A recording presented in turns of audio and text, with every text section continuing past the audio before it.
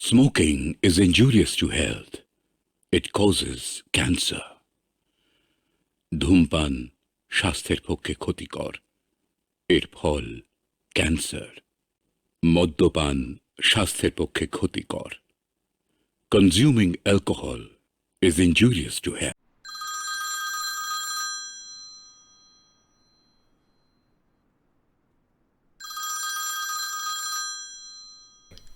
দার্জিলিংয়ের শীত। সকাল 6:10। ছুটির দিন 2রা অক্টোবর, গান্ধীজির জন্মদিবস। সব সরকারি কর্মচারী আজ বেলা 8টা পর্যন্ত ঘুমাবে, শুধু ওরই নিস্তার নেই। এই সাত সকালে টেলিফোনটা হঠাৎ করে চিল্লাতে শুরু করেছে। লেপটা গা থেকে সরিয়ে খাটের ওপর উঠে বসলেন অভিজিৎ সান্যাল, দার্জিলিং সদর থানার দারোগা।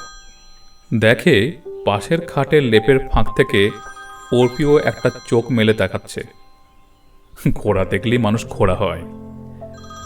অভিজিৎ আবার শটান শুয়ে পড়ে বলল, এই একটু দেখো তো।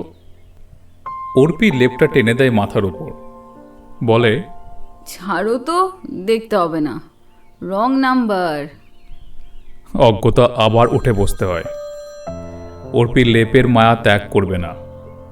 রং নাম্বার ধরে নিয়ে নিশ্চিত হতে পারলে তো বাঁচা যেত। আরে ডিসির ফোন হতে পারে, পুলিশ সুপারের হতে পারে, কে জানে ট্রাঙ্কল কিনা। হাড় কাঁপানো শীত অগ্রাহ্য করে উঠে পড়ে অভিজিৎ। হাত বাড়িয়ে হুক থেকে গরম ড্রেসিং গাউনটা নামায়। গায়ে চড়াতে চড়াতে চটিটা পায়ে করাতে থাকে। অর্পি মুখটা বার করে বলে, বেচারি, কেন ঝামেলা করছো? শুয়ে থাকো তো, ও আপনিই থেমে যাবে। কোথায় কোন সিধেল চুরি হয়েছে? আরে সিধেল চুরি হোক আর বউ চুরি হোক, আরো 12 ঘন্টা এই নরক যন্ত্রণা আমাকে ভোগ করতেই হবে। ড্রেসিং গাউনের ফিতেটা বাঁধতে বাঁধতে ঘর ছাড়ে। হল কামরায় পৌঁছানোর আগেই টেলিফোনটা দাঁত কিরমির করা বন্ধ করল। জব বাবা, ঠান্ডা মেরে গেলি। মাঝপথে দাঁড়িয়ে পড়ে অভিজিৎ। অনেকক্ষণ বাজছিল অবশ্য। হয়তো ও পক্ষের মানুষটাই ভেবেছে, যাকে মরুককে, এখন আর ও লোকটা কি ভাবছে না ভাবছে সে নিয়ে আর অভিজিতের আর মাথা ব্যথা নেই। লোকটা যখন টেলিফোন নামিয়ে রেখেছে তখন অভিজিতের দায়িত্ব খতম। ঘরে ফিরে আসে সে। ড্রেসিং গাউনটা খুলে আবার হ্যাঙ্গারে টাঙিয়ে রাখে। হঠাৎ ওর দৃষ্টি চলে যায় কাঁচের জানলা দিয়ে উত্তর দিকে। অপূর্ব দৃশ্য। নির্মেঘ আকাশে কাঞ্চনজঙ্ঘার মাথায় মাথায় লেগেছে আবিরের স্পর্শ। উদয় ভানুর প্রথম জয়টিকা। এ দৃশ্য দেখতে এতক্ষণ নিশ্চয়ই ভিড় জমেছে টাইগার হিলের মাথায়। দূর দূরান্ত থেকে এসেছে যাত্রী দল। অভিজিতের কিন্তু কোনো ভাবান্তর হলো না। স্ত্রীকে ডেকে জানালো না পর্যন্ত খবরটা। একটা হাই তুলল সে। জানলার পর্দাটা টেনে দিয়ে উঠে বসল খাটে। লেপটা নিল আবার। অভিজিৎ আজ একাধিক্রমে 4 বছর আছে এই দার্জিলিংয়ে। সে হাড়ে হাড়ে জানে রোজ সকালে ভিখারি কাঞ্চনজঙ্ঘা মাথার ওই দগদগে ঘা ব্যান্ডেজ খোলা কুষ্ঠরোগীর মতো সবাইকে দেখায়। দার্জিলিং ওদের কাছে পৌঁছে গেছে। ঝাঁকার তলায় চেপটে যাওয়া টমেটোর মতো লাল ওই কাঞ্চনজঙ্ঘা রঙের খেলায় আর ওদের কোনো আকর্ষণ নেই।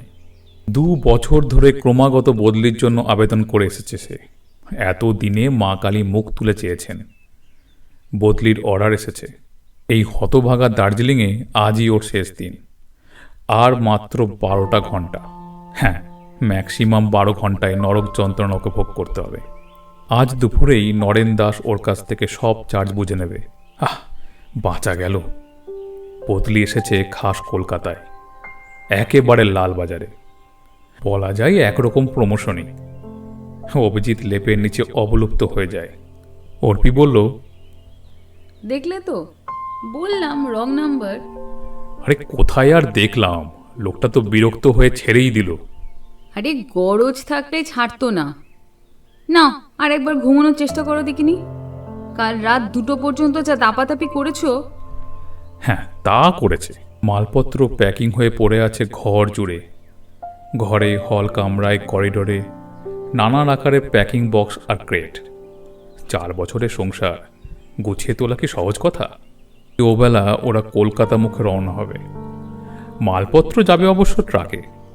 হরি সিং ট্রাক ঠিক 11টার সময় নিয়ে আসবে, আর ওরা যাবে জিপে শিলিগুড়ি পর্যন্ত, তারপর ট্রেনে। রিজার্ভেশন করানোই আছে। ওর সাকসেসর মানে নরেন দাস গতকালই এসে পৌঁছেছে। নরেন খুব ভালো ছেলে। টেলিগ্রাফিক ট্রান্সফার অর্ডার পেয়ে তৎক্ষণাৎ রওনা দিয়েছে। আজ মাসের শেষ দিন। অন্য কেউ হলে অন্তত একটা দিন অপেক্ষা করত। মাস মাহিনাটা নগদে হাতে নিয়ে চেয়ার ছাড়ত। নরেন কিন্তু তা করেনি। বেচারি লাস্ট পে সার্টিফিকেট কবে পাবে কে জানে। হীরের টুকরো ছেলে। কাল দুপুরেই এসে পৌঁছেছে দার্জিলিংয়ে। হোটেলে মালপত্র নামিয়ে রেখে দেখা করেছিল সে অভিজিতের সঙ্গে। অভিজিৎ বলেছিল, আবার হোটেলে উঠতে গেলে কেন? আরে ফ্ল্যাটে 3টে ঘর আছে, অসুবিধা কিছুই হতো না। তুমি হোটেল ছেড়ে এখানে চলে এসো। নরেন কিন্তু রাজি হয়নি। জবাবে বলেছিল, আরে না না না, কেন ঝামেলা বাড়াচ্ছ ভাই? আরে তুমি এই প্যাকিংয়ে ব্যস্ত থাকবে, আর মিসেস স্যান্ডালও তো ব্যস্ত থাকবে, এর মধ্যে আবার উটকো গেস্ট। বাধা দিয়ে অর্পি বলেছিল, আমাদের কোনো অসুবিধে হবে না। আমরা যদি ভাতে ভাত খাই, আপনাকেও তাই খাওয়াবো। আমি তা খাবো কেন? রীতিমতো বিরিয়ানি, পোলাও আর মুরগির রোস্ট চাই আমার। কলকাতায় বদলি হচ্ছে ইয়ার কি নাকি? বেশ, তাই খাওয়াবো। হোটেলের ঘরটা ছেড়ে দিয়ে আসুন আপনি। নরেন রীতিমতো মাথা নেড়ে আপত্তি জানিয়েছিল। আমারও বদলির চাকরি মিসেস স্যান্ডাল। শেষ দিনটা কীভাবে কাটে সেটা আমার জানা আছে। আপনার হাতে পোলাও মাংস নিশ্চয়ই খাবো, তবে এখানে নয়, কলকাতায় গিয়ে। আমি যখন সরকারি কাজে কলকাতায় ট্যুরে যাব, তখন ডবল ডিএ ক্লেম করব, আর আপনার হাতে রান্না খাবো, বুঝলেন? অভিজিৎ জিজ্ঞাসা করল, কোথায় উঠেছো তুমি? কোন হোটেলে? হ্যাঁ, হোটেল কাঞ্চনজঙ্ঘা, আরে ম্যালের ওপাশে, চিনো তো? খুব চিনি, দার্জিলিং আমার নখো দর্পণে। ওর ম্যানেজার তো একজন সিন্ধি ভদ্রলোক, তাই না? কি যেন নাম। না না, ম্যানেজারকে দেখিনি, তবে কাউন্টারে যে ছোকরা বসেছিল সে তো বাঙালি। মালপত্র নামিয়ে রেখেই তো তোমার এখানে চলে এসেছি। বেশ, হোটেলে রাত কাটাতে চান কাটান, রাত্রে কিন্তু আমার এখানেই খেতে হবে। হ্যাঁ, কেন ঝুট ঝামেলা পাকাচ্ছেন শখ করে? ঝামেলা নয় মোটেই। শুনুন, আমি আজ রাঁধবো না। বাসনপত্র সব প্যাক হয়ে গেছে। হোটেলে খাবার অর্ডার দেব। আর আপনার মুখ ফসকে কথাটা যখন বেরিয়ে গেছে, তখন আজই আপনাকে খাওয়াবো। ওই বিরিয়ানি, পোলাও আর মুরগির রোস্ট আজই এখানেই। রমেন তবু বলল, কিন্তু আমার শর্তটা কিন্তু অন্যরকম ছিল। হোটেলের রান্না নয়, আপনার হাতের রান্না খেতে চাই আমি। না, শর্ত মোটেও ছিল না। শর্ত ছিল আপনি যখন কলকাতায় গিয়ে ডাবল দিয়ে ক্লেম করবেন, তখন আমার হাতের রান্না খাবেন, তাই নয় কি? ঠিক কথা, আমারই ভুল।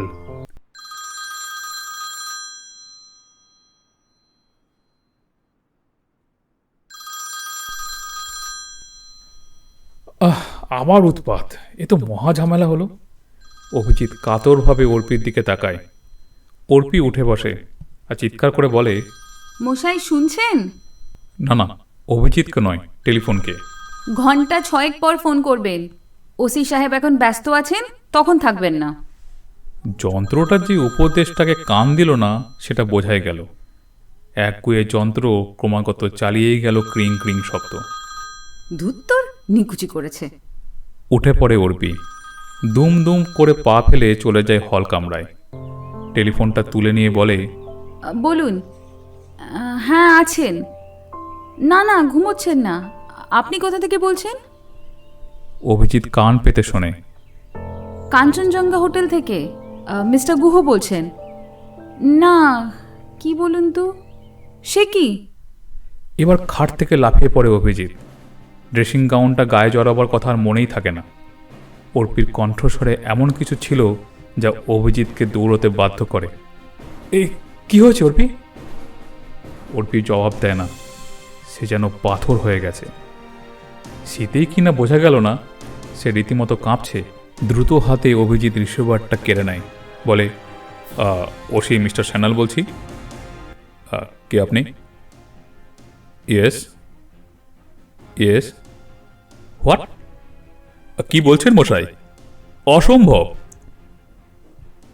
অর্পি ইতিমধ্যে বসে পড়েছে সামনের চেয়ারটায়। দীর্ঘ সময় অভিজিৎ কিছু বলে না, টেলিফোনে শুধু শুনে যায়। তারপর বলে, কোনো কিছু ছোবেন না কিন্তু, ঘরটা তালাবন্ধ করে রাখুন, আমি 15 মিনিটের ভেতর আসছি। রিসিভারটা নামিয়ে রেখে সে ঘুরে তাকায়।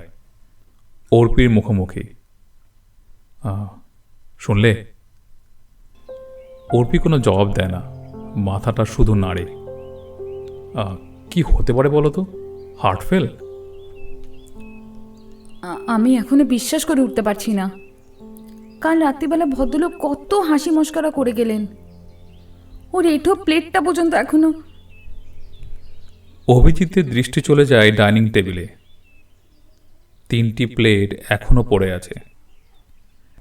সকাল 7:30। হোটেল কাঞ্চনজঙ্ঘার ম্যানেজারের ঘরে জমিয়ে বসেছিল অভিজিৎ।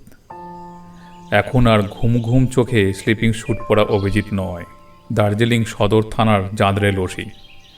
সমস্ত হোটেলটা সে ইতিমধ্যে মোটামুটি ঘুরে দেখেছে।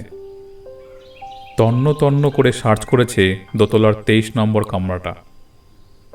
নরেন দাসের মৃতদেহ এখনও সরানো হয়নি। ওর মৃত্যু শীতল পা দুটো দেখে অভিজিতের মনে পড়ে গেল একটু আগে দেখা ডিনার টেবিলের পাশে শোয়ানো মুরগির ঠ্যাং দুটো।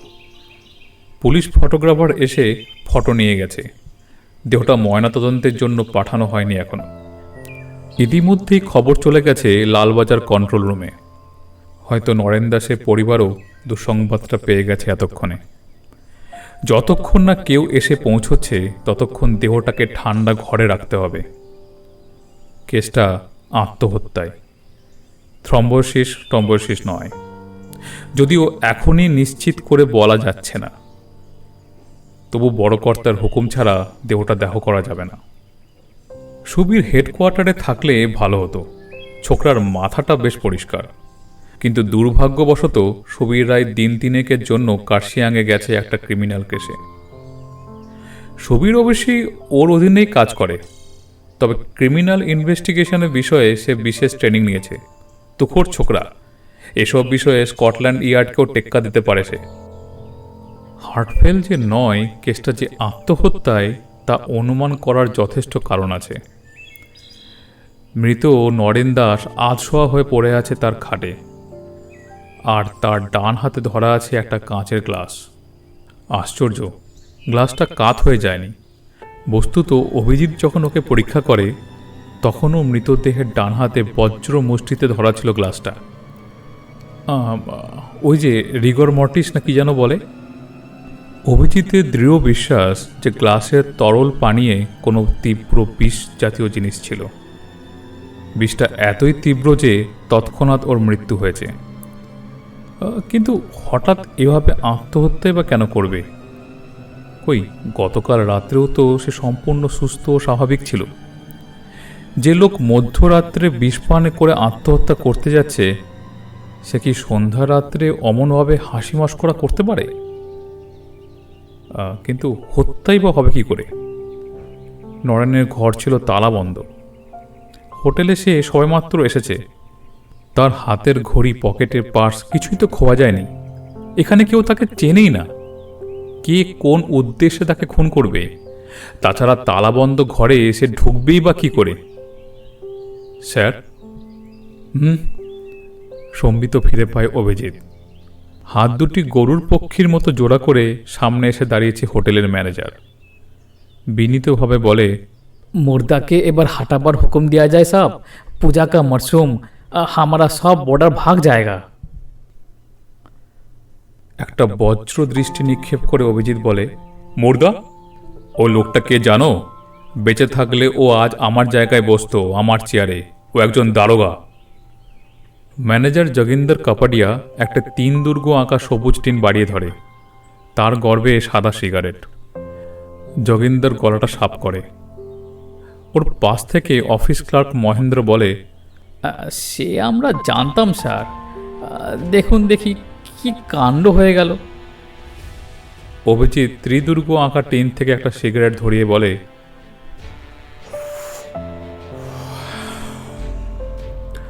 এখন বলো দেখিনি কে ওকে প্রথম ওই অবস্থায় আবিষ্কার করেছো? রুম বেয়ারা স্যার, বীর বাহাদুর। বেডটি দিতে গিয়ে দেখে। বাধা দিয়ে অভিজিৎ বলে ওঠে, নো, সেকেন্ড হ্যান্ড স্টোরি শুনতে চায় না, প্লিজ।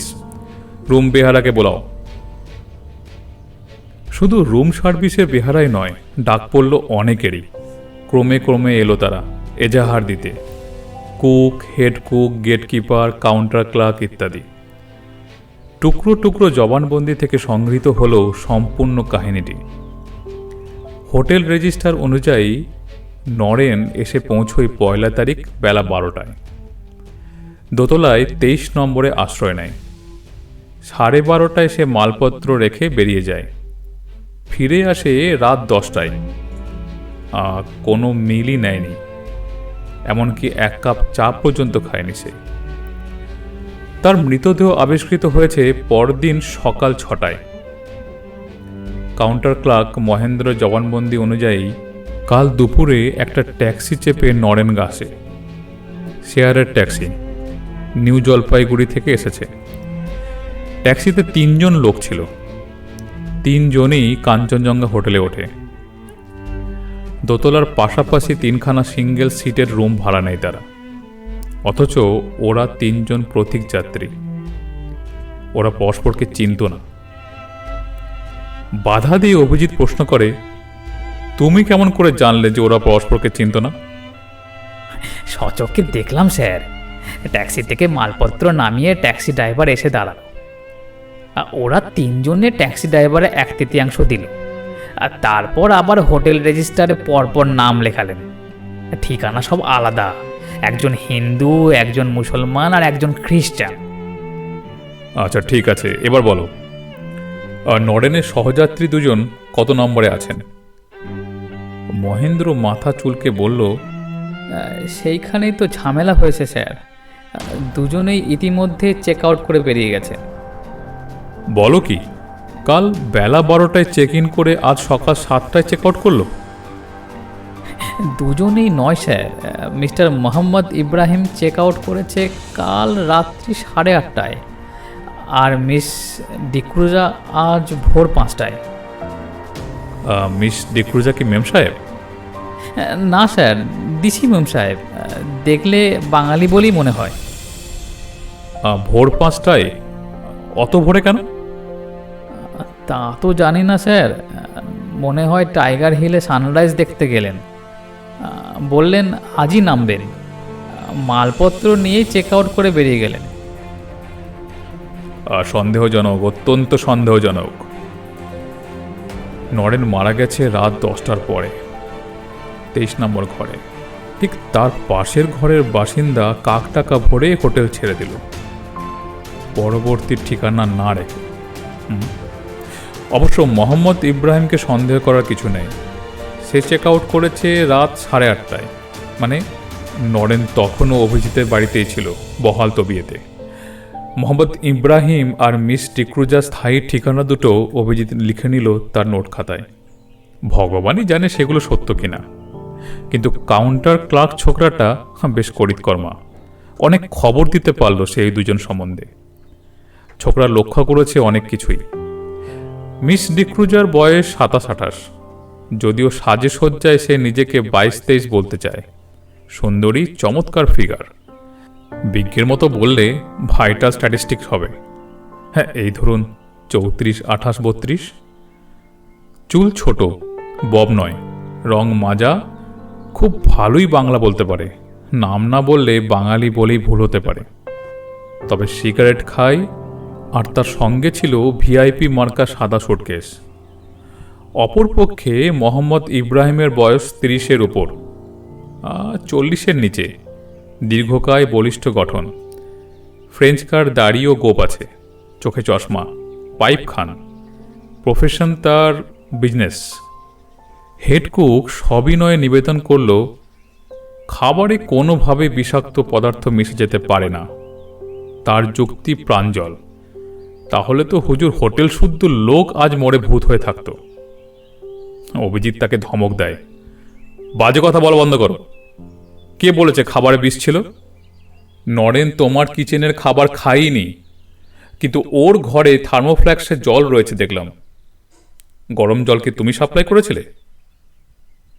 হেড কুক সভয়ে নিবেদন করে, বোর্ডারের ঘরে থার্মোফ্ল্যাক্সের জল থাকলে তা আমার কিচেন থেকে অবশ্যই সাপ্লাই হয়েছে স্যার, কিন্তু জল তো আমি সে কল থেকে নিয়ে গিয়ে গরম করেছি।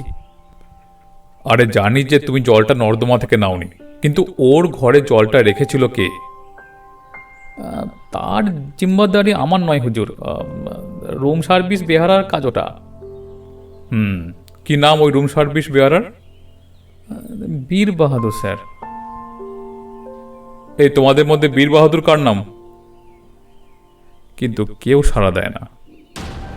অভিজিৎ প্রচন্ড ধমক লাগায়, আধ ঘন্টা ধরে ডাকছি বীর বাহাদুর আছে কিনা, বীর বাহাদুর আছে কিনা, কোথায় বীর বাহাদুর?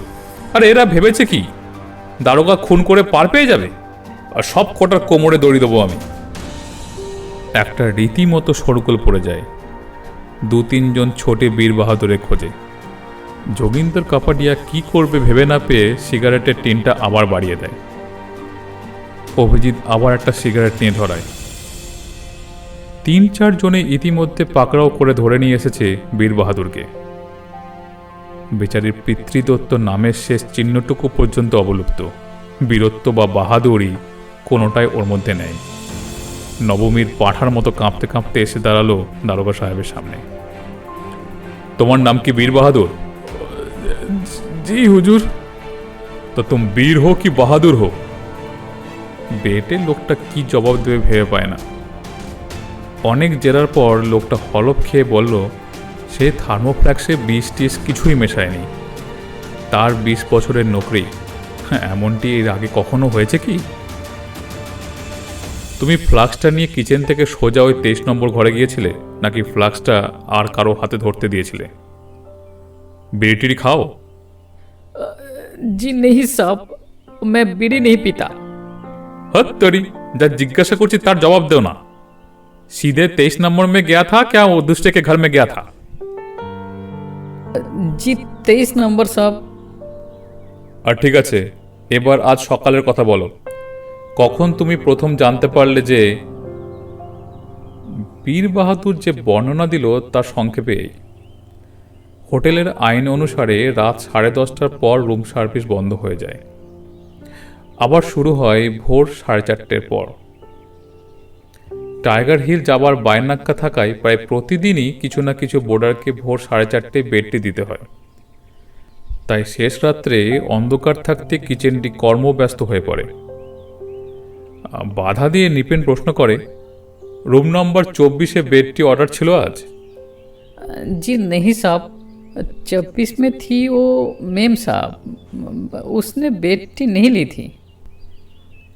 অভিজিৎ মহেন্দ্রর দিকে ফিরে বলল, তবে যে তুমি বললে মিস টিক্রুজা আজ সকালে টাইগার হিল দেখতে গেছে? মহেন্দ্র আমতা আমতা করে বলল, ইয়ে মানে টাইগার হিল দেখতে হলে যে চা খেতে হবে এমন কোনো আইন নেই স্যার। আমি জানি, বাজে কথা বলা বন্ধ করো। তারপর বীর বাহাদুরের দিকে ফিরে বলল, 23 নম্বরে বেডটি অর্ডার ছিল? जी साहब, 6:45 बजे। ব্যাপারটা বিস্তারিত করে বুঝিয়ে দেয় বীর বাহাদুর। 23 নম্বরে ছিলেন এক দারোগা সাহেব, মানে যিনি মারা গেছেন। তিনি 5:45টায় চা চেয়েছিলেন। বীর বাহাদুর ঠিক সময়ে চায়ের ট্রে নিয়ে ওর দরজার সামনে এসে নক করে, কিন্তু কেউ সাড়া দেয়নি। অনেকক্ষণ ধরে ডাকাডাকি করে, তবুও কেউ সাড়া দেয়নি। ওই সময় ওদিককার খোলা বারান্দায় দাঁড়িয়ে এক সাহেব পাইপ খাচ্ছিলেন। তিনি বাহাদুরকে বলে ওঠেন, ও কেন হোটেল শুদ্ধ লোকে সুখ নিদ্রা বাধা দিচ্ছ বাবা? তোমার ওই কুম্ভকর্ণ সাহেবের ঘুম যখন ভাঙবে তখন তিনি নিজেই চা চাইবেন। তখন বাহাদুর সেই পাইপ মুখো সাহেবকে বলেছিলেন, এমন কাণ্ডটা করলে ম্যানেজার সাহেব রাগ করবেন, উনি ভাববেন আমি মিছে কথা বলছি, সময় মতো বেডটি দিতে আসিনি আমি। তখন সেই পাইপ মুখো সাহেব বললেন, তুমি আমাকে সাক্ষী রেখো বাবা, আমি দরকার হলে আদালতে হলফনামা নিয়ে যাব। তোমার চেষ্টার ত্রুটি ছিল না। অভিজিৎ প্রশ্ন করে, উনি এত ভোরে ঠান্ডার মধ্যে দাঁড়িয়ে কি করছিলেন? ও নিহি জানতা স্যার। মহেন্দ্র এগিয়ে এসে বলে, ওই বারান্দা থেকে কাঞ্চনজঙ্ঘা দেখা যায় স্যার। উনি হয়তো সানরাইজের জন্য ওয়েট করছিলেন। তুমি চুপ করো। তারপর আবার বাহাদুরের দিকে ফিরে বলল, তারপর বলে যাও। বীর বাহাদুর তার জবানবন্দি শুরু করে। ঠিক ওই সময়ে নাকি 23 নম্বর ঘরের ভিতর থেকে একটা অ্যালার্ম ক্লক বেজে ওঠে। পুরো 1 মিনিট সেটা বাজে। তাতেও ঘরের ভিতরে কোনো সারা শব্দ জেগে ওঠার কোনো আওয়াজ ওঠেনি। পাইপ মুখো সাহেব এবার কৌতূহলী হয়ে নিজেই এগিয়ে আসেন। চাবির ফুটোয় চোখ লাগিয়ে বলে ওঠেন, আশ্চর্য, ঘরের আলো জ্বলছে। এরপর উনি একটা দেশলাই জেলে দরজার উপর কাঠ আটকানো খোপটা দেখে বলে ওঠেন, নরেন দাস পুলিশের লোক নাকি? বীর বাহাদুর জবাবে বলেছিল, জি স্যার। পাইপ মুখো তখন বলেন, তবে তো আমার চেনা লোক মনে হচ্ছে। তুমি এক কাজ করো, কাউন্টারে গিয়ে ও ঘরের ডুপ্লিকেট চাবিটা নিয়ে এসো। বীর বাহাদুর অজ্ঞতা ট্রেটা নামিয়ে রেখে একতলার কাউন্টারে ফিরে যায়। কাউন্টার ক্লার্ক মহেন্দ্র বাহাদুরকে একটা মাস্টার কি দেয়। সেই মাস্টার কি নিয়ে, দাঁড়াও দাঁড়াও, এখানেই বীর বাহাদুরের জবানবন্দি থামিয়ে দেয় অভিজিৎ।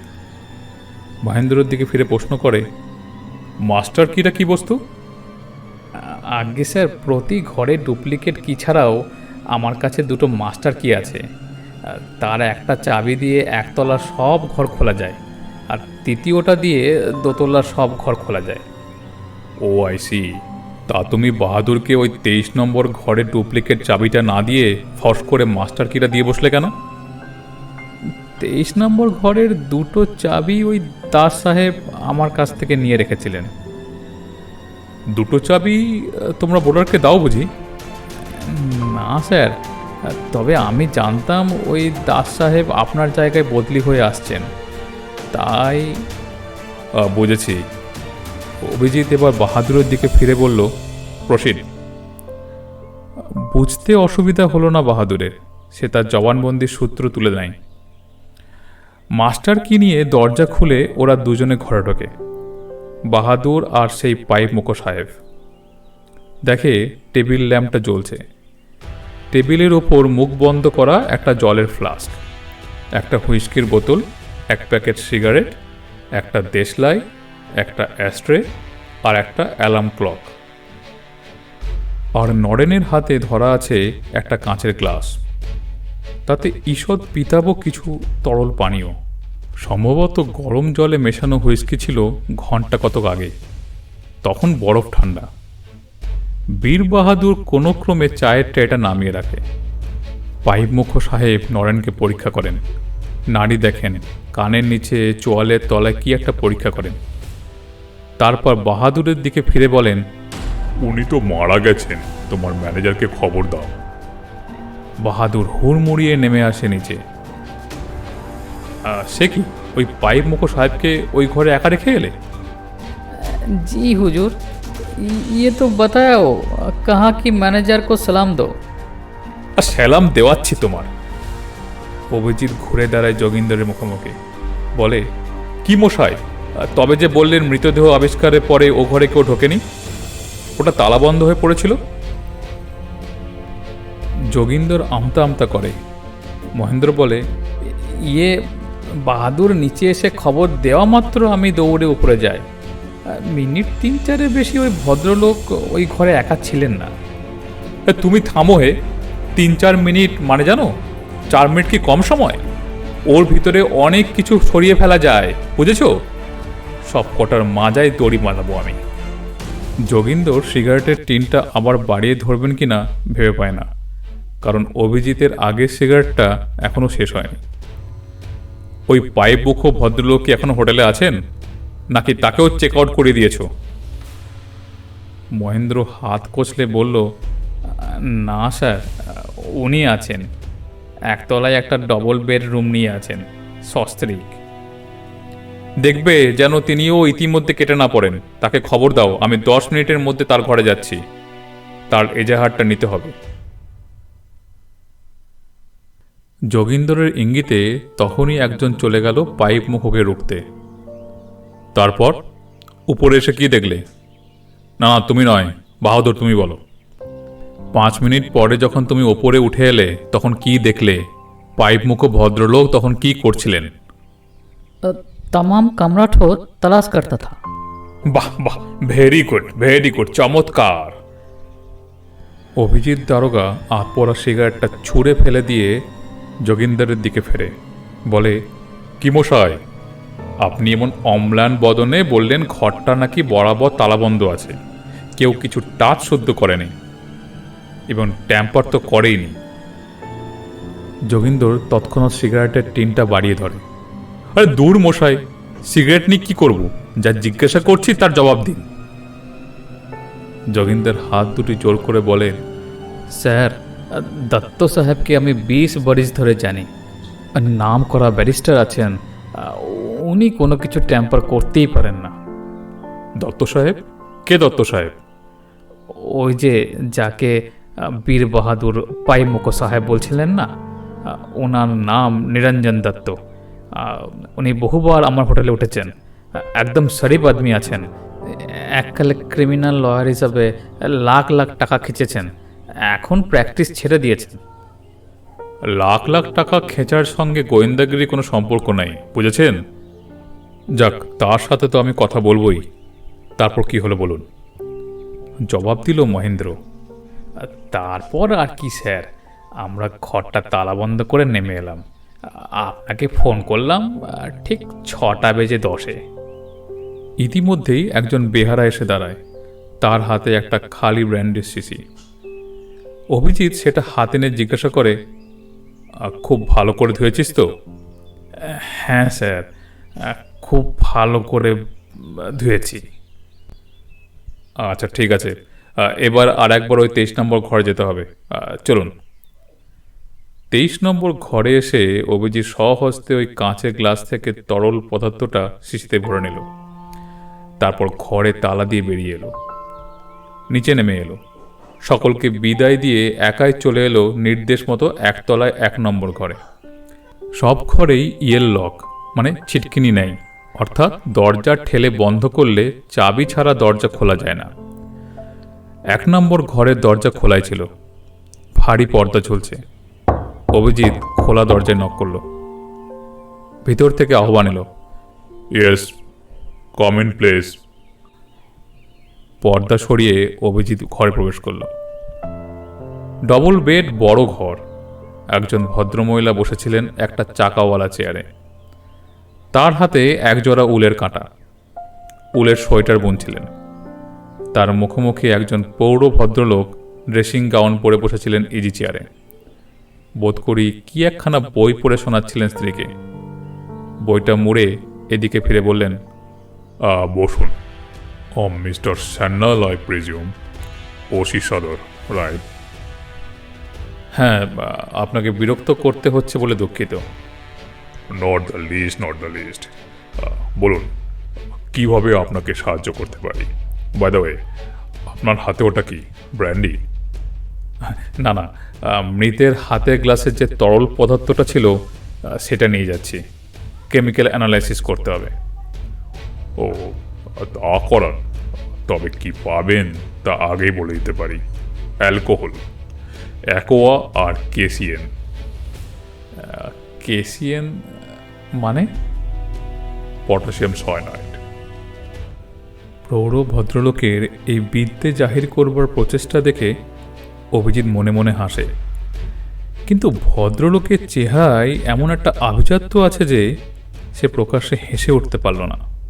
বলল, আপনি ব্যারিস্টার মানুষ, আর নিশ্চয়ই বুঝবেন অমন আপ্তবাক্যে কোনো কোর্টে কখনো কনভিকশন হয় না। এটা এভিডেন্স হিসাবে তখনই গ্রাহ্য হবে যখন কোনো রাসায়নিক তার ল্যাবরেটরিতে এটা পরীক্ষা করে একটা রিপোর্ট দেবেন। Correct, quite correct. এক্ষেত্রে অবশ্য বিশেষজ্ঞের রিপোর্ট সত্ত্বেও ওটা এভিডেন্স হিসাবে গ্রাহ্য হবে না।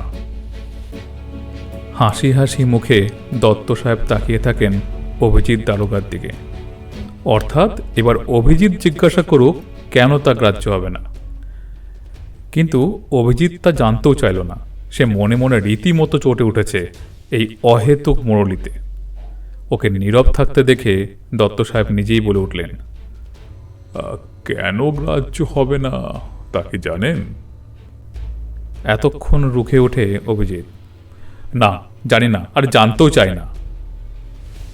দত্ত সাহেব কিন্তু রাগ করে না, হেসেই বলেন, ও গ্র্যাটিস লিগাল অ্যাডভাইস আমি দিই না, কিন্তু আপনার ক্ষেত্রে না হয় ব্যতিক্রমই করলুম। আপনার উচিত ছিল যেসব সাক্ষীর সামনে ওই তরল পানীয়টা সংগ্রহ করেছেন তাদের উপস্থিতিতেই ওটা সিলমোহর করা। ডিফেন্স কাউন্সিলরগুলো ভারী পাজি হয় বুঝেছেন। তারা কিছুতেই মানতে চাইবে না বিশেষজ্ঞের রিপোর্টের যে লিকুইডটার পরিচয় লেখা আছে সেটাই ওই মৃত ব্যক্তির হাতে পাওয়া গেছে। বলবে সিল যখন করা নেই তখন অ্যাকিউজডকে ফাঁসাতে আপনি নিজেই ওর মধ্যে পটাশিয়াম সায়ানাইড দিয়েছেন। ইনফ্যাক্ট আপনি ইচ্ছে করলে এখনও তা মেশাতে পারেন, তাই নয়? কান একেবারে লাল হয়ে ওঠে অভিজিতের। যাক ও কথা, আমার কাছ থেকে কি জানতে চান তাই বলুন। অপমানটা গলাধকরণ করে আরও মরিয়া হয়ে ওঠে। বলে, আপনি মৃতদেহটা প্রথম আবিষ্কার করেন, তাই না? নট এক্স্যাক্টলি, আমরা দুজন, আমি আর বীর বাহাদুর। এবং তারপরেই আপনি বীর বাহাদুরকে নিচে যেতে বলেন। অ্যাফরমেটিভ। আপনি কতক্ষণ ওই ঘরে একা ছিলেন? 5 থেকে 7 মিনিট। ওই 5-7 মিনিট ধরে আপনি ঘরটা তন্ন তন্ন করে সার্চ করেছেন? 5-7 মিনিটে একটা ঘর তন্ন তন্ন করে সার্চ করা যায় না মশাই। মোটামুটি তল্লাশি করেছিলাম। কাজটা কিন্তু ভালো করেননি। মিসেস দত্ত তার হুইল চেয়ারটা চালিয়ে পিছনের বারান্দার দিকে চলে যাচ্ছিলেন। হঠাৎ থেমে পড়েন এ কথায়। দত্ত সাহেব হাসি হাসি মুখেই বলেন, ইউ থিঙ্ক সো? রূঢ়তর কণ্ঠে অভিজিৎ বলে, হ্যাঁ, তাই মনে করি আমি। আপনি হয়তো কিছু ফিঙ্গারপ্রিন্ট নষ্ট করে ফেলেছেন তল্লাশি করতে গিয়ে। না, আমি করিনি। আমার হাতে গ্লাভস পরা ছিল। তাছাড়া এসব কেস কিভাবে হ্যান্ডেল করতে হয় তা আমার জানা আছে। এবার আর আত্মসংবরণ করতে পারে না অভিজিৎ। রীতিমতো ধমকের সুরে বলে, না, আপনি অন্যায় করেছেন। আপনি ক্রিমিনাল লয়ার, ডিটেকটিভ নন। তবু লয়ার হিসাবেই আপনার জানা থাকা উচিত যে পুলিশ এসে পৌঁছানোর আগে কোনো কিছু পরীক্ষা করার অধিকার আপনার নেই। মিসেস দত্ত শঙ্কা ভরা দুচোখ মেলে দত্ত সাহেবের দিকে তাকালেন। তার স্বামীকে তিনি ভালো মতোই চিনতেন। দত্ত সাহেবের সঙ্গে তার চোখাচোখি হল। বোধ করি সেই জন্যই কোনো বিস্ফোরণ হলো না। দত্ত সাহেব শান্ত কণ্ঠে শুধু বললেন, লুক হিয়ার মিস্টার ওসি, আমার অধিকার সম্বন্ধে আমি সম্পূর্ণ সচেতন। Here is my card. আপনি যা ভালো বোঝেন করতে পারেন। অভিজিৎ হাত বাড়িয়ে কার্ডটা নিয়ে চেয়ার ছেড়ে উঠে দাঁড়ালো। দত্ত সাহেব বললেন, আমি আগেই বলেছি, ফালতু অ্যাডভাইস দেওয়া আমার স্বভাব নয়। এক্ষেত্রে তবু দিতে বাধ্য হচ্ছি এজন্য যে নরেন দাস ছিল আমার অত্যন্ত স্নেহভাজন। নরেন দাসকে আপনি চিনতেন? প্রশ্ন করে অভিজিৎ।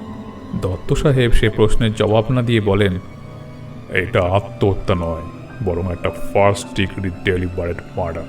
তার একটা অকাট্য এভিডেন্স আমি পেয়েছি।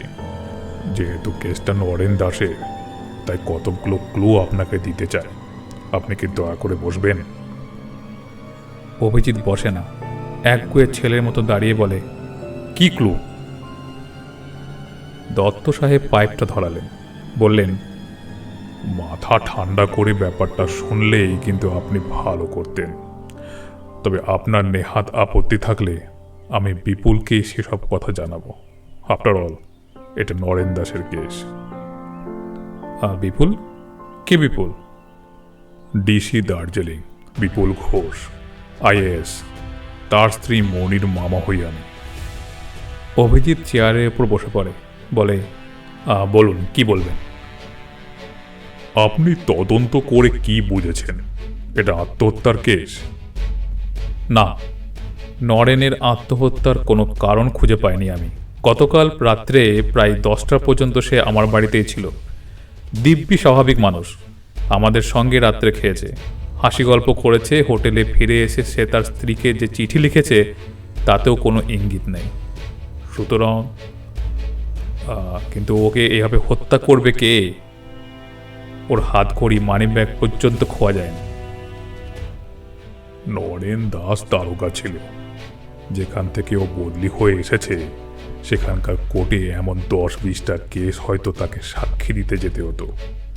অন্তত একজন আসামি তো খুশি হবে লোকটা যদি বেমক্কা মারা যায়, তাই নয়? তাদের মধ্যে অন্তত 8 ডজন পাক্কা ক্রিমিনাল, খুনি, ডাকাত, ওয়াগন ব্রেকার। তাদের মধ্যে কেউ ওর রুদ্ধদ্বার ঘরে মদের পাত্রে বিষ মিশিয়ে দেবার সুযোগ পাবে কেমন করে? রমেন তো কাল বেলা 12টায় হোটেলে ঢুকেছে, 12:30টায় ঘরে তালা মেরে বেরিয়ে গেছে, ফিরেছে রাত 10টায়। এর মধ্যে তার ঘরে তো কেউ ঢোকেইনি। You think so? নিশ্চয়ই। আপনি হয়তো জানেন না, ও তার ঘরের 2টো চাবি চেয়ে নিয়েছিল। আমি জানি, কিন্তু কেন? 2টো চাবি নিয়ে সে কি করবে? সে তো একা মানুষ। অভিজিৎ একটু ইতস্তত করে, তারপর বলে, তা আমি জানি না। ও আইসি, জানেন না? আবার রুখে ওঠে অভিজিৎ। কেন, আপনি জানেন? জানি, আলবাত জানি, কিন্তু ও কথা থাক। তার আগে বলুন তো, বীর বাহাদুর ঠিক কটার সময় গরম জলে ভর্তি ফ্ল্যাক্স নিয়ে তার ঘরে আসে? অভিজিৎ আবার অস্বস্তিতে পড়ে, বলে, আমি জানি না। ও আইসি, জানেন না? সন্ধে 6:30টায়। আমি জিজ্ঞাসা করে জেনে নিয়েছিলাম। নরেন যখন 12:30টার সময় বেরিয়ে যায় তখনই বলে যায় যে তার ঘরে যেন 1 ফ্লাস্ক গরম জল রেখে দেওয়া হয়। ফ্লাস্কটা তার নিজেরই। এখন বলুন তো, 2টো চাবি যখন নরেনের কাছে রয়েছে তখন বীর বাহাদুর কেমন করে ও ঘরে ঢুকলো? এ সমস্যা অনায়াসেই সমাধান করে অভিজিৎ, বলে, তা আমি জানি, ওই মাস্টার কি দিয়ে। ও জানেন? তাহলে আপনার ওই আগেকার স্টেটমেন্টটা তো ঠিক নয়। ওই যে বললেন বেলা 12:30 থেকে রাত 10টার মধ্যে ওর ঘরে কেউ ঢোকেনি। অভিজিৎ অসহিষ্ণুর মতো বলে ওঠে, কি আশ্চর্য, বীর বাহাদুর কেন বিষ মেশাবে? সে এই হোটেলে 20 বছর চাকরি করছে, তার কি উদ্দেশ্য থাকতে পারে? কারেক্ট, কিন্তু বীর বাহাদুর তার মাস্টার কি দিয়ে যখন ঘরটা খুলেছিল তখন আর কেউ কি ওই ঘরে ঢুকেছিল তার সঙ্গে? হ্যাঁ, সেটাই হচ্ছে কোশ্চেন। অভিজিৎ বিহ্বল হয়ে পড়ে। এ জাতীয় অনুসন্ধান সে করেনি। দত্ত সাহেব নিজেই থেকেই বলেন, না, ঢোকেনি। আমি বীর বাহাদুরকে জিজ্ঞাসা করে জেনে নিয়েছি। সে তালা খুলে একাই ঘরে ঢোকে, ফ্লাক্সটা নামিয়ে রেখে বেরিয়ে আসে, ঘরটা আবার তালা বন্ধ করে। পুরো 1 মিনিটও সে ছিল না। সুতরাং আর কেউ কোনো সুযোগই পায়নি ঘরে ঢোকার। তার মানে আপনি বলতে চাইছেন বীর বাহাদুরই একমাত্র সন্দেহজনক ব্যক্তি? না, আমি মোটেই তা বলছি না, কারণ আমার কাছে এভিডেন্স আছে বীর বাহাদুর ছাড়াও অন্তত 2 জন ওই ঘরে ঢুকবার সুযোগ পেয়েছিল, গতকাল বেলা 12টার পরে আর আজ সকাল 6টার আগে। ভ্রু কুঞ্চিত হয় অভিজিতের। কি বলছেন আপনি? আর 2 জন ঘরে ঢুকেছিল? আর ডিড আই সে দ্যাট? আমি বলেছি ঢুকবার সুযোগ পেয়েছিল। অর্থাৎ তারা যে ঢুকেছিল তার প্রমাণ নাই, তাই তো? আছে। একজন যে ঢুকেছিল তার একটা প্রমাণ আছে, দ্বিতীয় জন খুব সম্ভবত ঢুকেছিল। কনক্লুসিভ প্রুফ নেই, কিন্তু অত্যন্ত জোরালো যুক্তি আছে। অভিজিৎ এবার বুঝতে পারে এ ভদ্রলোক সহজ মানুষ নন। উনি অনেক কিছু জেনে ফেলেছেন, বুঝে ফেলেছেন। চোখ তুলে দেখে মিসেস দত্ত কখন অলক্ষ্যে চলে গেছেন ঘর ছেড়ে পিছনের বারান্দায়। সাগ্রহ এসে বলে, বলুন স্যার, কী প্রমাণ পেয়েছেন? বাই দ্য ওয়ে, নরেন দাসকে আপনি চিনতেন কেমন করে, তা কি জানতে পারি? আপনার দ্বিতীয় প্রশ্নটা আপাতত মুলতবি থাক। প্রথম প্রশ্নটার জবাব দিন। এটা একটা অনুমান, একটা প্রমাণ। অনুমানের কথাটাই আগে বলি। মহেন্দ্র আমার কাছে স্বীকার করেছে যে গতকাল রাত 7টা নাগাদ 22 নম্বর ঘরের বোর্ডার মোহাম্মদ ইব্রাহিম এসে তাকে বলে যে তার ঘরের চাবিটা ঘরের ভেতরে থাকা অবস্থায় সে ভুল করে ইয়ের লকওয়ালা দরজাটা বন্ধ করে ফেলেছে। মহেন্দ্র তখন ওকে মাস্টার কিটা দেয়।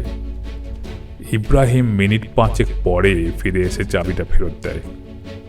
Can you follow me? Yes. Any question? Question? না, কোশ্চেন কিসের? তাহলে আমি প্রশ্ন করি, মহেন্দ্র মাস্টার কিটা কেন দিল? কেন 22 নম্বরের ডুপ্লিকেট চাবিটা দিল না?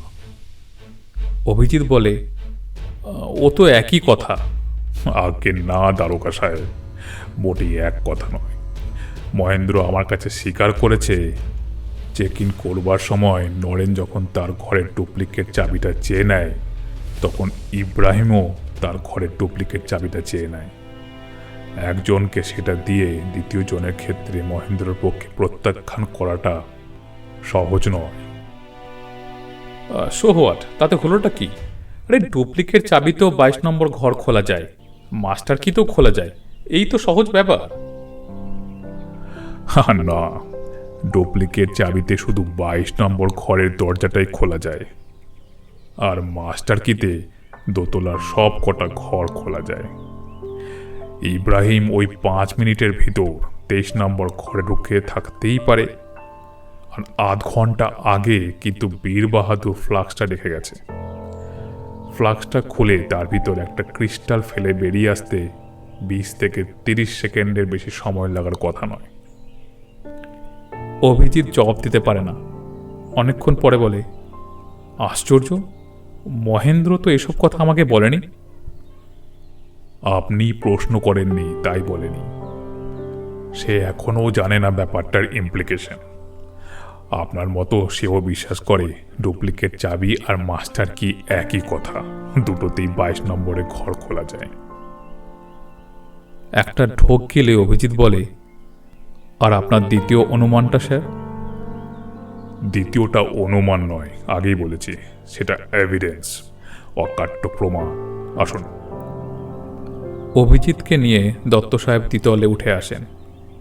তালা খুলে দুজনে সেই 23 নম্বর ঘরে ঢুকে পড়েন। নরেন দাস একইভাবে পড়ে আছে। দত্ত সাহেব পকেট থেকে একটা লোহার সন্না বার করে, তারপর এগিয়ে এলেন টেবিলটার কাছে। অতি সাবধানে সন্নাটা দিয়ে অ্যাস্ট্রের গর্ভ থেকে উদ্ধার করলেন একটা দগ্ধা বিশিষ্ট ফিল্টার টিপড সিগারেটের স্ট্যাম্প। আগুনের উপর ঘুরিয়ে ঘুরিয়ে যেমনভাবে শিক কাবাব ভাজা হয়, ঠিক তেমনভাবে সন্নাটা টেবিলের ল্যাম্পের আলোয় ঘুরিয়ে ঘুরিয়ে দেখলেন।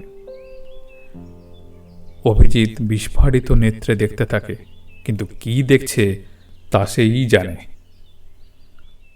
দেখলেন? প্রশ্নটা করলেন দত্ত সাহেব। অভিজিৎ আমতা আমতা করে বলে,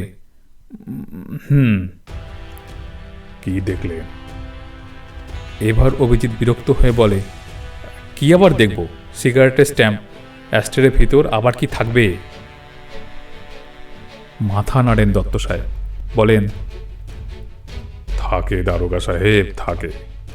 চোখ থাকলে দেখবেন অ্যাস্ট্রের খোপে সিগারেটের স্ট্যাম্পের মধ্যে লুকিয়ে বসে আছে একটা অভিসারিকা।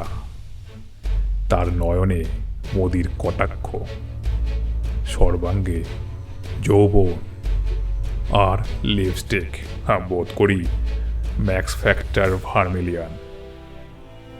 অভিজিতের সন্দেহ জাগে, এই বুড়ো ভদ্রলোক কি তাহলে পাগল, নাকি এই সাত সকালই মদ্যপান করেছে? কিন্তু এতক্ষণ তো তাকে প্রতিভাবান গোয়েন্দার মতো মনে হচ্ছিল। দত্ত সাহেব অভিজিতের দিকে চোখ তুলে চাইলেন, ওর বিহবল অবস্থাটা বুঝে নেবার চেষ্টা করলেন। আবার মাথা নাড়লেন, তারপরে বললেন, একটা কথা খোলাখুলি বলবো দারোগা সাহেব। বলুন স্যার। আপনার কম মনো। মিসেস ডিসির মামা কি আর বলতে পারে অভিজিৎ? একজন সিনিয়র আইএস যাকে মামা ডাকেন তার অধিকার আছে এসব কথা বলার। সংবিধানের কত নম্বর ধারায় ওটা বলা আছে তা অভিজিতের ঠিক জানা নেই, কিন্তু এটুকু মনে আছে কম্পিটিটিভ পরীক্ষার দেওয়ার সময় অ্যাব্রিভিয়েশন মুখস্থ করেছিল আইএস শব্দের বিস্তারিত, ইন অ্যান্টিসিপেশন অফ শোড, অর্থাৎ এমন একটা শাসক গোষ্ঠী যাদের তলোয়ারের প্রয়োজন নেই, যারা হাতে মাথা কাটেন। বিপুল ঘোষ হচ্ছে ওই আইএস গোষ্ঠীর একজন সিনিয়র অফিসার, দুদিন পরে হয়তো ডিভিশনাল কমিশনার হবেন। এ ভদ্রলোক হচ্ছেন তার বেটার হাফের মামা। অভিজিৎ একটা ঢোক গেলে দত্ত সাহেব ওর পিঠের একখানা হাত রেখে বলেন, দুঃখ করবেন না মিস্টার স্যান্ডাল, আর লজ্জা পাওয়ার কিছু নেই। ক্রিমিনোলজি ইজ এ সায়েন্স, দারোগা মানে ডিটেকটিভ নয়। আমাদের আইজিও এ ভুল করতে পারতেন যদি না তিনি ক্রিমিনাল ইনভেস্টিগেশনের বিশেষ ট্রেনিং নিয়ে থাকেন। আমার পরামর্শটা শুনুন, এ বিষয়ে অভিজ্ঞ কোনো লোক জানা আছে কি আপনার? তাহলে তাকেই পাঠান। কেসটা কিন্তু ঘোরালো। এইসব কথা তো আর আমি বিপুলকে জানাতে পারছি না। অভিজিৎ মনস্থির করে, একেবারে আত্মসমর্পণ, বলে, অমন লোক আমার কাছে আছে স্যার। আমার সেকেন্ড অফিসার সুবীর রায় আজই তার কার্শিয়াং থেকে ফেরার কথা, তাকেই পাঠিয়ে দেবো আপনার কাছে। না না, আমার কাছে নয়, আমি শীঘ্রই এই হোটেল ছেড়ে চলে যাব। কেন স্যার? আর দু একটা দিন? উপায় নেই মিস্টার সান্যাল, আমি আজই চলে যাব অন্য একটা হোটেলে, ঘুমের কাছে, দ্য রিপোজ। পরশু তার উদ্বোধন, আমাদের সস্ত্রীক নিমন্ত্রণ আছে সেখানে। উনি যে আপনি ছেড়ে তুমি ধরেছে তাতে খুশি হলো অভিজিৎ। বলল, কিন্তু এই ম্যাক্স ফ্যাক্টর ভার্মিলিয়ান না কি যেন বললেন, ওটা কি? সিগারেটের স্ট্যাম্পে কি দেখতে পেলেন আপনি? প্রমাণ, এভিডেন্স। গতকাল রাত্রে এ ঘরে একজন অভিসারিকা প্রবেশ করেছিলেন, দেখছো না? টেবিলের ওপর পড়ে রয়েছে নরেনের সিগারেটের প্যাকেট, ক্যাপস্টান, এটা ফিল্টার্ড স্ট্যাম্প। হ্যাঁ, নরেন যখন ঘরটা ভাড়া নেয় তখন এই অ্যাস্টেটা নিশ্চয়ই শূন্যগর্ভ ছিল। সে ক্যাপস্টান খেয়েছে, আর তাহলে অ্যাস্ট্রেতে ফিল্টার টিপ সিগারেটের স্টাম্প আসে কেমন করে? তাছাড়া এই লাল স্পটটা, ওটা লিপস্টিকের চিহ্ন। ফরেন্সিক এক্সপার্ট ঠিক বার করবে, আর তুমি দেখে নিও। আর এই সূত্রেই বোঝা যাচ্ছে যে কেন নরেন দাস দুটো চাবি চেয়ে নেয়, কেন সে কিছুতেই রাজি হয়নি তোমার বাড়িতে রাত্রিবাস করতে। অভিজিৎ এখনো কিছুই বুঝল না। বুঝলে না? আর নরেন কিন্তু ঋষি শৃঙ্গ মণি ছিল না, মিস টিক্রুজা ছিল কলগা। নরেনের সঙ্গে তার ভালোই আলাপ হয়েছিল ট্যাক্সিতে আসার আগে। ডুপ্লিকেট চাবিটা নরেন তাকেই দিয়ে রেখেছিল। বিশ্বাস না হয় মহেন্দ্রকে জিজ্ঞাসা করে দেখো। মিস টিক্রুজা কাল সন্ধেবেলায় যে লিপস্টিক ব্যবহার করেছিলেন সেটা ভার্মিলিয়ান রেড। অভিজিৎ বলে, এখানে আমার আর কিছু করণীয় আছে স্যার? আছে আছে, দুটো কাজ। প্রথমত, 23 নম্বর ঘরের যে ফ্লাক্সটা আছে ওটাও এভিডেন্স হিসাবে নিয়ে যাও। তবে এবার আর ভুল করো না, সাক্ষী রেখে ওটা সিল করিয়ে নাও। আমার অনুমান ওই জলেও পটাশিয়াম সাইনাইড পাওয়া যাবে। আর 2 নম্বর কাজ, এই 23 নম্বর ঘরের দুপাশের দুটো ঘর সার্চ করো। 22 নম্বরে ছিল ইব্রাহিম আর 24-এ মিস টিক্রুজা। দুজনে কিন্তু সন্দেহভাজন। অভিজিৎ বলে, কিন্তু ইব্রাহিম তো কাল রাত্রি 8:30টার সময় চেক আউট করে বেরিয়ে গেছে, কিন্তু তখনও তো নরেন জীবিত ছিল। তুমি বড় জ্বালাও হে। আর তোমাকে বললাম না, রাত 8:30টায় সে হোটেল ত্যাগ করে বটে, কিন্তু রাত 7:30টায় সে মাস্টার কি নিয়ে দোতলার ঘরে ঢুকেছিল। আর সেই সময় ফ্লাক্সটা রাখা ছিল নরেনের টেবিলে। ওহ, আই এম সরি, ঠিক কথা। আচ্ছা, ওই দুটো ঘরই সার্চ করছি আমি, কিন্তু আপনিও সঙ্গে থাকলে ভালো হতো স্যার। না, আমরা দার্জিলিংয়ে এসেছি বেড়াতে। আমার স্ত্রী অনেকক্ষণ একা বসে আছেন নিজের ঘরে, ওর কাছেই আমি ফিরে যাব এখন। তুমি বরং যাবার আগে আমাকে জানিয়ে যেও ওই দুটো ঘরে উল্লেখযোগ্য কিছু পেলে কিনা। দত্ত সাহেব নেমে এলেন একতলায়। নিজের ঘরে ফিরে এসে দেখলেন ওর স্ত্রী সুচিত্রা দেবী চুপ করে বসে আছেন চাকা দেওয়া চেয়ারে। কোলের ওপর পড়ে আছে কণ্টক বিদীর্ণ অসমাপ্ত উলের সোয়েটারখানা। উলের গুলিটা পোষমানা বেড়াল ছানার মতো হাত পা গুটিয়ে বসে আছে ওর পায়ের কাছে, বিষাদের মূর্তি যেন। অনেকক্ষণ একা একা বসে আছো, তাই নয়? সুচিত্রা দেবী চমকে ওঠেন, ম্লান হেসে বলেন, দারোগা বাবা বিদায় হলো?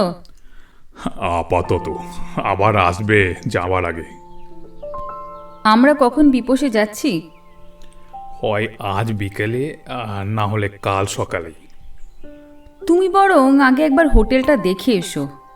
একেবারে দূর পর্যন্ত ট্যাক্সি যদি না যায়।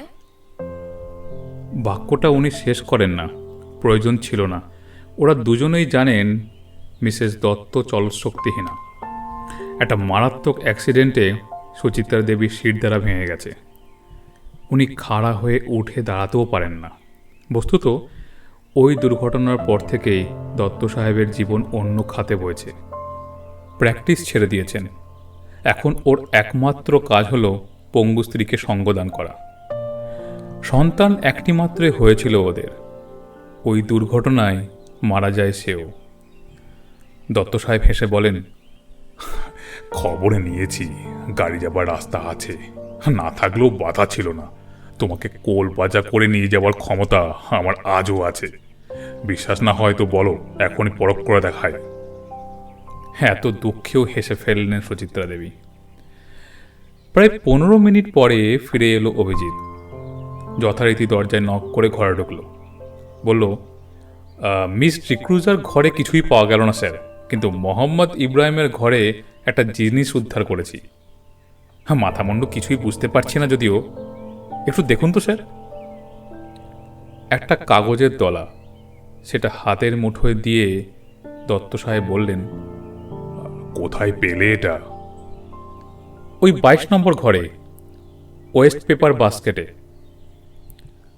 কাল রাত্রে ইব্রাহিম ঘরটা ছেড়ে যাবার পর ও ঘরে নতুন বোর্ডার আসেনি? না, তবে শুনলাম এখনই আসবে। 21 নম্বর ঘরের বোর্ডার নাকি ওই ঘরে শিফট করছেন। চিন্তাগ্রস্ত হয়ে পড়েন দত্ত সাহেব। কাগজটা ওর মুঠিতেই ধরাই থাকে। বলেন, কে ওই 21 নম্বরের বোর্ডার? নামটা জিজ্ঞাসা করিনি, তবে শুনলাম তিনি নাকি আর্টিস্ট। 21 নম্বর ঘরে জানলা থেকে নাকি কাঞ্চনজঙ্ঘা ভালো দেখা যায় না, গাছের আড়াল পড়ে। তাই নাকি উনি 22 নম্বরে সরে আসতে চান। একটু আগে নাকি ঘরটা দেখে পছন্দ করে গেছেন, এখনই শিফট করবেন। ও আইসি, বুঝলাম। ধীরে ধীরে ককড়ানো কাগজের দলাটা খুলে ফেললেন। কাগজটা মেলে ধরেন টেবিলের উপর। হঠাৎ চিন্তাগ্রস্ত হয়ে পড়েন দত্ত সাহেব। চোখ দুটি বুজে যায়। সুচিত্রা দেবী পিছনেই ছিলেন, কৌতূহল দমন করতে পারেন না তিনিও। ঝুঁকে পড়েন কাগজটার উপর। তাতে কালো কালিতে লেখা ছিল, 1. The Kanchenjunga hotel, Darjeeling. 2. The Repose, Batasia, Ghum. 3. একটা question mark. This whole time you were listening to part 1 of the story. Make sure to be subscribed to our YouTube channel and don't forget to press the bell button so that when we upload the part 2, you get notified immediately. Happy listening. Stay tuned.